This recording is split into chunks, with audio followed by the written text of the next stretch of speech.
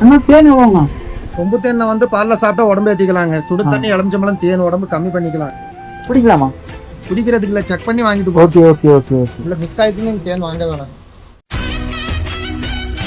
நம்ம தேனி பஸ் நினைக்கிறேன் கொம்பன்னு போட்டிருந்தது. கரெக்டாக அந்த பஸ்ஸில் இருக்க பசங்க நம்ம பைக்கில் இருந்த இட்டாச்சியோட ஃபேஸை பார்த்துட்டாங்க.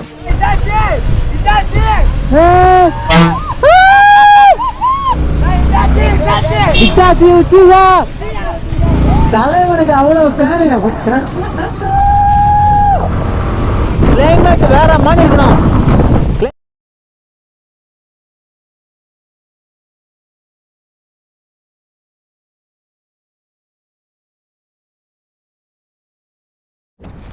கண்டிப்பாக எல்லா விஷயத்துக்கும் ஆரம்பம் ஒன்று இருந்தால் முடிவுன்னு ஒன்று இருக்கும், உருவாக்கணும் ஒன்று இருந்தால் அழிவுன்னு இருக்கும். பட் என்ன கேட்டால் அந்த தேனுக்கு மட்டும் அப்படி எதுவும் இல்லைன்னு நினைக்கிறேன். சப்போஸ் நம்ம எச்சிப்படாமல் இருக்கிற வரைக்கும் அது கெட்டே போகாது. உதாரணத்துக்கு பிரமிலேருந்து எடுக்கப்பட்ட ஒரு ஜாடியில் இருந்த தேன் பல ஆயிரம் வருஷங்களாக கெட்டு போகாமல் இருந்திருக்கு. இப்போ எதுக்கு நான் இதை சொல்கிறேன் அப்படின்னா, கிட்டத்தட்ட இன்றைக்கி மூணாரில் அந்த தேன் தான் வாங்க போகிறோம். நார்மல் சூப்பர் மார்க்கெட் கடைகளில் வாங்குறதுக்கும் இந்த மாதிரி மலை பிரதேசங்களில் வாங்குறதுக்கும் தேனில் குவாலிட்டி வைஸ் நிறையவே டிஃப்ரென்ஸ் இருக்குது. அதை லைஃப் ப்ரூஃபாக ப்ரூவ் பண்ணி வேறு வாங்குகிறோம். எந்த டிமார்ட் ஸ்டோர்லேயோ டிபார்ட்மெண்ட் ஸ்டோர்லேயோ இப்படி ப்ரூவ் பண்ணி காட்ட மாட்டாங்க. என்னன்றதை நீங்களே பாருங்கள். அண்ணா தேன் எவ்வளோண்ணா? தேன் எவ்வளோண்ணா? 600 லிட்டர் 600 வாங்களா? நல்லா தேனுங்களா? கொம்பு தேனுக்கு மலந்தேனுக்கு தேன் சாப்பிட்டு பாருங்க.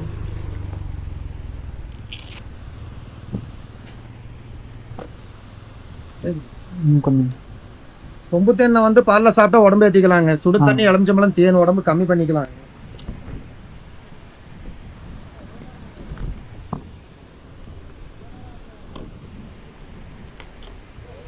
தண்ணியில் ஊற்றி செக் பண்ணிட்டு வாங்கிட்டு போகலாம்.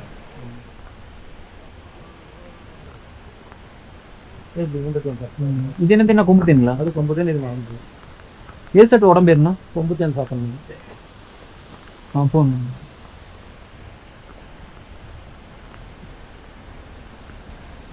தண்ணியில ஊற்றி செக் பண்ணிட்டு வாங்கிட்டு போகலாங்க. ஓகே தேங்க்ஸ்ண்ணா. நான் உடம்பு ஏற்றுற கொடுங்கண்ணா. குடிங்க. குடிங்க.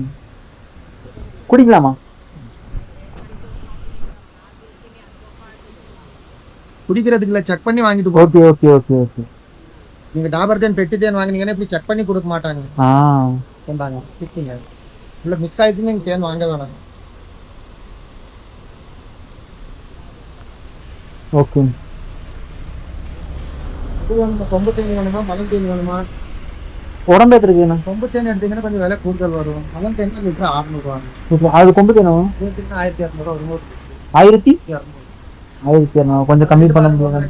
டாபர் பெட்டி தேன் கிடையாது, காட்டன் எடுக்கிறது. ஃபர்ஸ்ட் வேலை அது சொல்லி தர ₹100 கம்மியாக கொடுச்சு. ஓகே.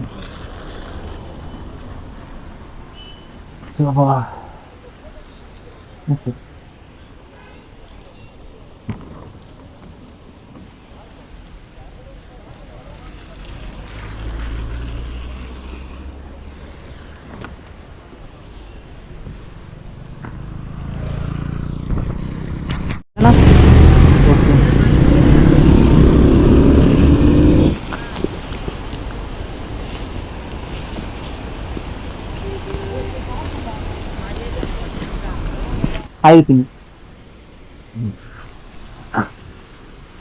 மழை தண்ணி உள்ள போயிருக்கூட.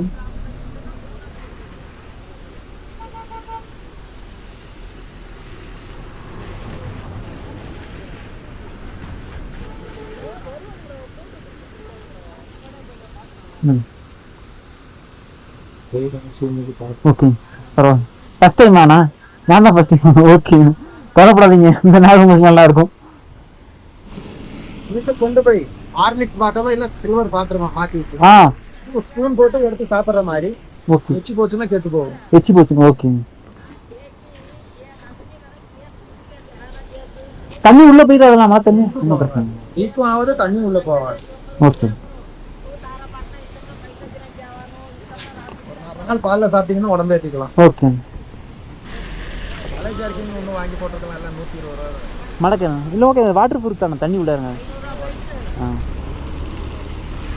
ஓகே நன்றி, நான் போய்ட்டுறேன். தமிழாங்களா? கேரளா தமிழாங்கண்ணா? ஆமாம் தமிழ். ஓகே.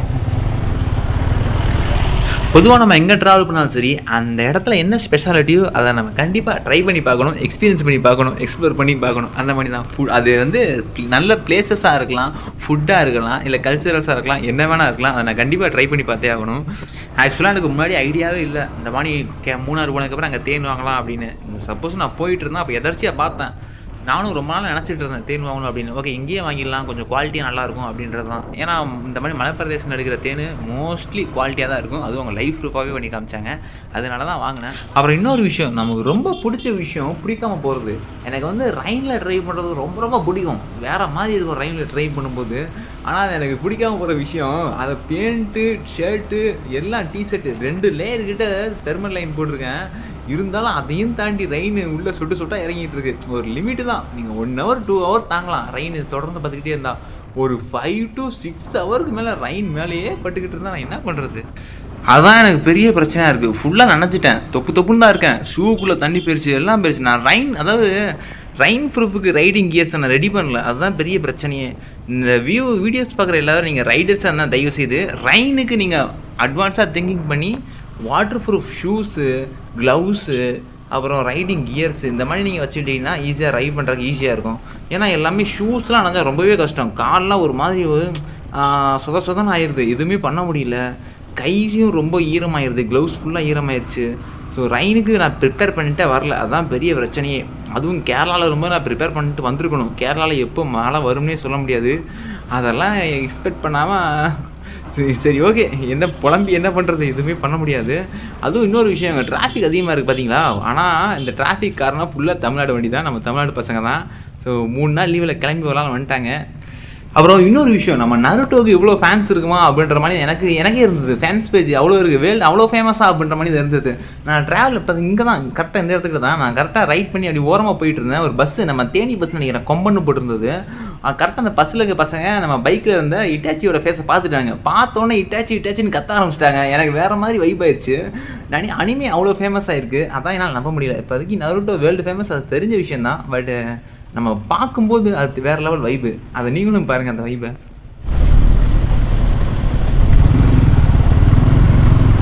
கொம்பன்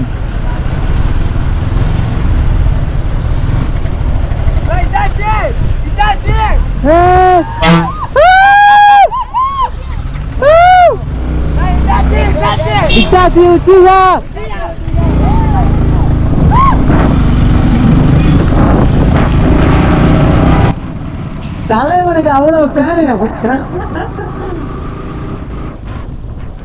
இதான் இட்டாச்சி நேமா இட்டாச்சி உச்சியா இதே ரூடா போங்கடா.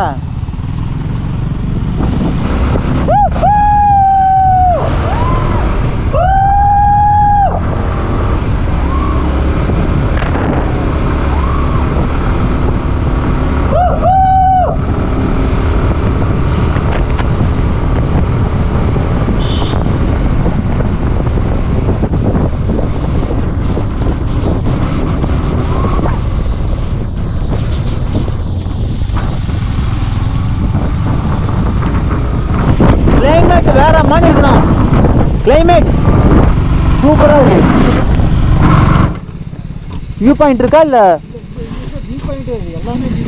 எல்லாமே வியூ பாயிண்ட் எல்லாமே வியூ பாயிண்ட் தான். போடுறா கிச்சா, பாட்டு போடுறா. ஞான் வயசு நல்லடி கிழவ நல்லடி தங்கம்மோ, இது பழனியாண்டுவங்கள் ஞானடி தங்கம்மே. வாட்டர் ப்ரூஃப் இல்லைன்னு நினச்சா பரவாயில்ல. இந்த மொபைல் வாட்டர் ப்ரூஃபான எனக்கு சந்தேகமாக இருக்கு. வேற வழி இல்லை, எப்போ நான் கிளம்பினாலும் மழை பெஞ்சிருது கம்பல்சரி. அது என் யோகமாக என்னமோ தெரில. இதானா? ஓகே, அழுத்தி பிடி. மூணாறுலேருந்து தேவிக்குளம் ரூட்டு போட்டுருங்க. முதல் மூணாறு அழுத்தி பிடிங்க. A few minutes later. Bro என் போனோட கதியை பாரு ப்ரோ. மோட்டோ வாட்டர் ப்ரூஃப் தான் சொன்னியா, இப்போ தெரிஞ்சிடும் அது வாட்டர் ப்ரூஃபா இல்லையான்னு.